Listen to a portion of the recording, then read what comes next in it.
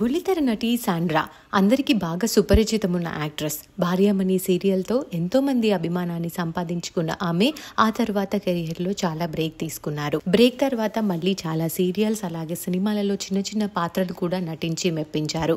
ఈ మధ్య కాలంలో జీ తెలుగులో ముద్దమందారం, శుభస్య శీఘ్రం వంటి సీరియల్స్తో మెప్పించి ప్రస్తుతం ఆటో విజయశాంతి సీరియల్తో మరోసారి ప్రేక్షకుల్ని అలరించేందుకు సిద్ధమయ్యారు సాండ్రా.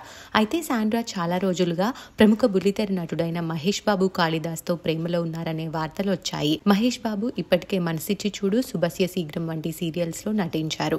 ఇద్దరూ కలిసి ఆ సీరియల్లో నటించడం అలాగే వెకేషన్స్ కి వెళ్లడం, యూట్యూబ్ కూడా స్టార్ట్ చేయడంతో అంతా ఈ విషయం నిజమనే అనుకున్నారు.